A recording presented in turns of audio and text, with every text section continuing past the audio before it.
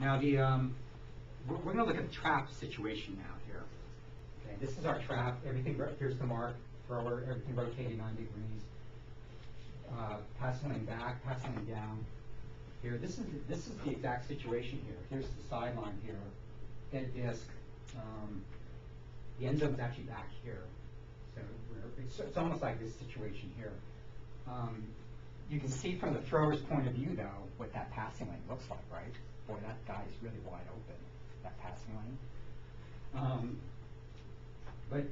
But you also know that because of the dead zone and where the defenders and your near receivers might be lining up, some kind of cut short into this passing lane may not work. And that's because people would be lined up out here trying to jam their way up into this part here. But the sense of space here is telling you, back here in the end zone, the deep end zone, and even out here, that's actually open space to throw into here. And so for this thrower here, it's not so much the cut that's going to be up in this area here, but it's this out here is way open, and this part out here can be open depending on how the defender is aligned with the receiver here. Okay. So there's some, but this is basic reading. And again, read the marking and these passing lanes. The identity of these passing lanes will pop up right away. Okay. Here's a case where the movement of the mark changes what you read on the field.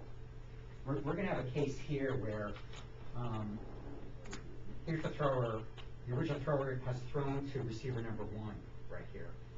And the mark was trailing right here. The mark, very typically on the field, the mark actually will overshoot when that mark comes up to the receiver because they're trying to cut off any continuation of that. So we're going to see the defender who's going to become the new mark overshoot and then set. Okay. So here the defender's lagging. The defender is kind of caught up, and now the defender is overshot. Okay.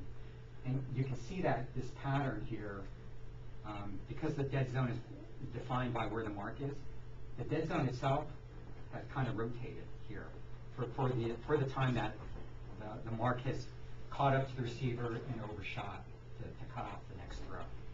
Okay. So this movement of the dead zone actually tells you, I got all three here now together. It actually allows you to read the situation here, because if you're downfield as a receiver here, you may initially say, oh, number 1 is going to catch the disc. Here's the mark. Here's the dead zone. This whole area is open at the moment here, so I'm going to cut into here. But as the mark catches up and has the dead zone rotate, this passing lane shuts off for the time that mark has overplayed, right? So if you were starting to cut in here, if you continue it, you're going to be in the dead zone. But what that tells you, though, is that with that overplay, you know that if you swerve back, the other passing lane is going to come into play. And that's actually what happens here. You're now over into this passing lane here. So initially, this would have been, for a right-handed thrower, this would have been a backhand throw. And now it actually becomes a forehand back into the middle of the field here. And this is a timing thing. If you're downfield, you see your teammate about to catch the disc, and that his defender about to run up and then try to set his mark, but he overshoots. If you're well ahead of that, you can actually get here and cut into this zone. But if you see the mark actually catching up and starting to overplay, you actually want to slow down and then swerve back. So that's the read that you want to make here. Does that make sense? It's an adjustment that you're making on the fly, but it's because you're reading the field, right? This is that process of always reading and adjusting here, and that's actually part of field awareness. Okay. We'll actually see a video clip of this case where this guy overplays, and we'll try to see how things open up based on that. So we actually have a video clip of that. Okay. So here are a couple bullets then that I had here that actually kind of simplify the game For the thrower, you don't have to be looking all over the field to find your teammates who are open. You really should be looking first to the zones on the field that are kind of your strength spots, the places that are easy for you to throw to. You actually should be looking at that first before you start looking all over the field. It's kind of like a quarterback doing his reads, receiver 1, receiver 2, receiver 3.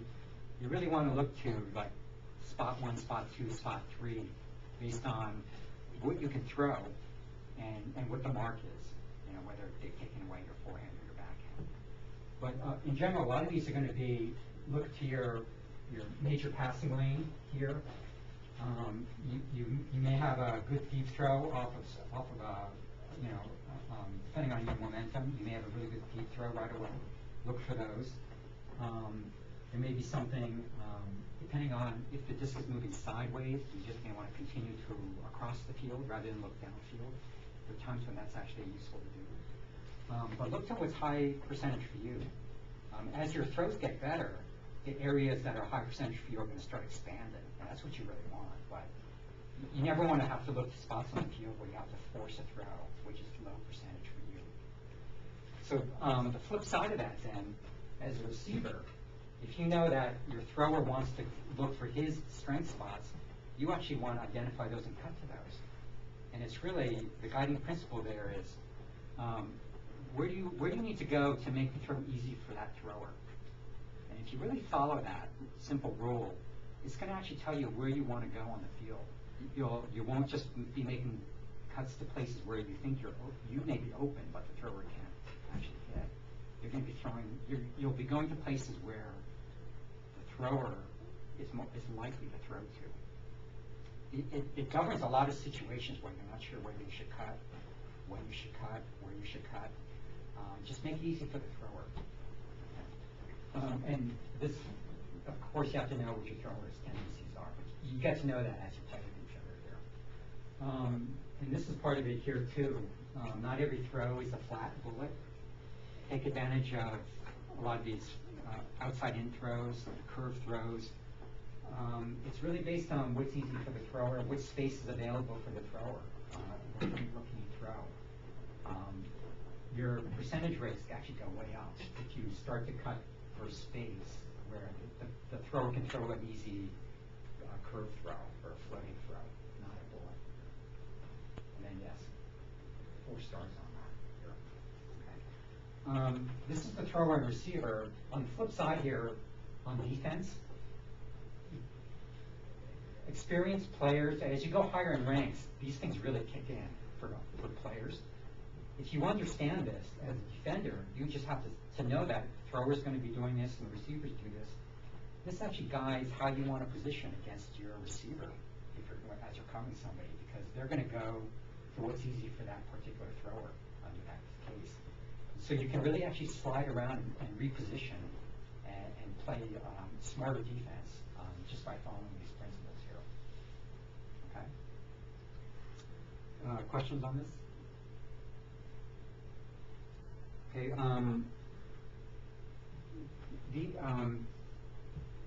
These are the kind of the major points that we were talking about here. I won't go over them, but these four points here are the ones on the wall. So let's actually see some clips, see if we can see these things in action here, see if they make sense. Okay. I received a couple clips from Kirk today.